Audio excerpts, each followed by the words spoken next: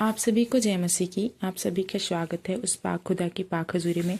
चलिए हम आज के दिन का पवित्र वचन देखते हैं कि परमेश्वर आज हमें क्या सिखाना चाहता है।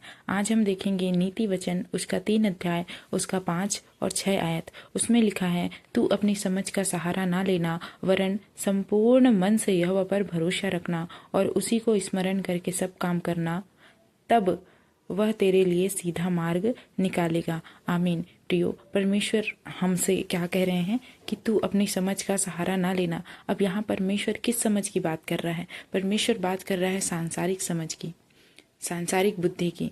परमेश्वर कह रहा है कि तेरा काम कितना भी बड़ा क्यों ना हो, कठिन भी क्यों ना हो, चाहे वो तेरी दृष्टि में ऐसा हो कि तू उसे नहीं कर सकता, तेरी सोच ऐसी हो उस काम को लेके कि तू उसको नहीं कर सकता, तो भी परमेश्वर कह रहा है कि तू अपनी समझ का सहारा ना लेना, लेकिन क्या करना? अपने संपूर्ण मन से, आपके जितना मन है ना, उस मन से परमेश्वर पर क्या करना? भरोसा रखना। और जब आप परमेश्वर पर संपूर्ण मन से भरोसा रखेंगे, फिर चाहे आपका काम कितना भी बड़ा क्यों ना हो, आपको लग रहा हो कि वो काम इम्पॉसिबल है, उस परिस्थिति में भी जब आप परमेश्वर पर संपूर्ण मन से भरोसा रखेंगे और अपनी बुद्धि का सहारा ना लेके उसको जब आप परमेश्वर पर छोड़ देंगे कि प्रभु तेरी जैसी इच्छा हो वैसा मेरे जीवन में हो, तब पता है क्या करेगा परमेश्वर? देखिए, परमेश्वर अगले पद में क्या आपसे कहना चाह रहा है। वो कहना चाह रहा है कि उसी को स्मरण करके जब आप उस काम को शुरू करें जो आपके नज़र में इम्पॉसिबल हो, तो उसी को स्मरण रख के अपने काम को क्या करें?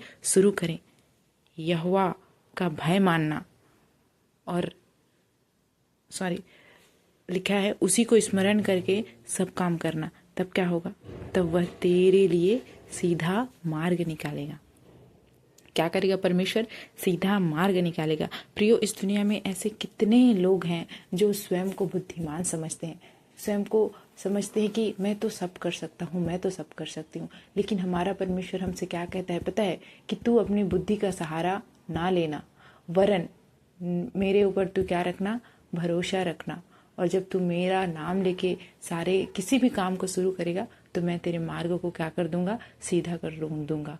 अगर मान लीजिए एक किसान है और उसको बीज बोना है, और वो कहे कि मैं तो इसको कर लूँगा, और घमंड के साथ जाए और बीज बोने जाए, तो हाँ, हो सकता है कि वो उस काम को कर ले, पर वो उसी समय में कर पाएगा जिस समय तक वो एक्चुअल में वो काम होता है। लेकिन जब आप परमेश्वर के आगे उस विषय को रख देते हैं और उसका नाम लेके शुरू करते हैं ना, तो परमेश्वर आपके मार्गों के क्या कर सकते हैं? सीधा कर सकते हैं। हो सकता है कि परमेश्वर आपके लिए उस जगह पे और 4 लोग भेज दे मदद के लिए कि जा इसके बीज को बो के आ, किसी के मन को बदल दे। परमेश्वर इस रीति से काम करता है, वो आपके मार्ग को सीधा करता है। आपके जो सफलता का जो समय होता है ना, वो उसको छोटा कर देता है। अगर आपकी सफलता आपको 10 दिनों बाद मिलने वाली है, 10 दिनों बाद अगर मिलने वाली है, तो लेकिन जब आप उसी काम को परमेश्वर का नाम लेके परमेश्वर का नाम लेके करना शुरू कर देंगे, तो क्या होगा? वो 10 दिनों बाद मिलने वाली सफलता आपको कल परसों में परमेश्वर आपके कदमों में ला के रख देगा। लेकिन इसके लिए ज़रूरी है कि आप परमेश्वर पर क्या करें? भरोसा करें, अपनी बुद्धि और समझ का सहारा ना लें, और अपने सारे चिंता और तनावों को क्या करें? परमेश्वर पर छोड़ दे। तब परमेश्वर आप पर क्या करेगा? दया करेगा। जैसे उसने दानियल पर किया, जैसे उसने अब्राहम पर किया, जैसे उसने याकूब पर किया, उसी रीति से परमेश्वर आप पर क्या करेगा? दया करेगा। इसलिए प्रियो, जो भी काम करें, फिर चाहे वो छोटे से छोटा और बड़े से बड़ा क्यों ना हो, जब भी करें परमेश्वर का नाम लेके करें, क्योंकि उसके बिना आप और मैं कुछ भी नहीं है, याद रखें। क्योंकि परमेश्वर की दया ही इतनी बड़ी है, उसका प्रेम ही इतना बड़ा है ना, कि हम उसके सामने हमारा प्रेम कुछ नहीं है। सोचिए, उसने इतना इतना बड़ा त्याग हमारे लिए जो किया है।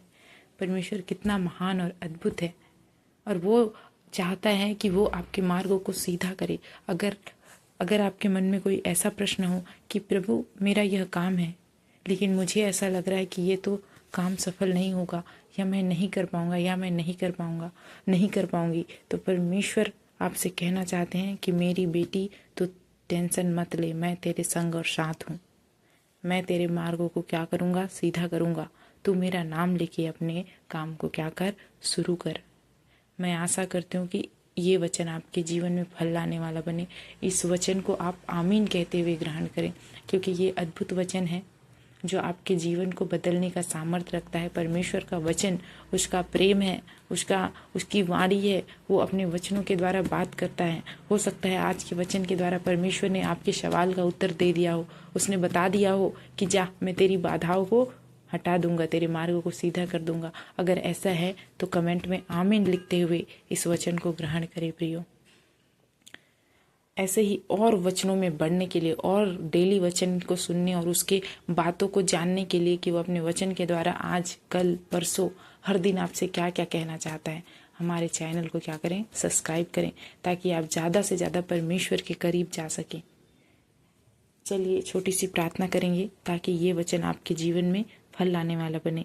हे हमारे स्वर्गीय पिता, दयालु, महान, दयावंत परमेश्वर, तेरे चरणों के निकट हम एक बार फिर चाहते हैं प्रभु जी। आज के सुंदर वचन को तूने मुझे दिया, तूने मुझे वायदा दिया कि तू मेरे मार्ग को सीधा करेगा। मैं भी तुझसे वायदा देती हूँ पिता कि मैं संपूर्ण मन से तेरे ऊपर भरोसा रखूंगी और जो भी काम करूंगी तेरा नाम लेके शुरू करूंगी, ताकि वो काम मेरे जीवन में फल लाने वाला बने। इस वचन के द्वारा आपने मुझे आशीष दिया, मैं आपका कोटि कोटि धन्यवाद करती हूँ। हमारी इस छोटी सी प्रार्थना को सुने प्रभु जी और स्वर्ग में कबूल करें। आमीन। आप सभी को जय मसीह की।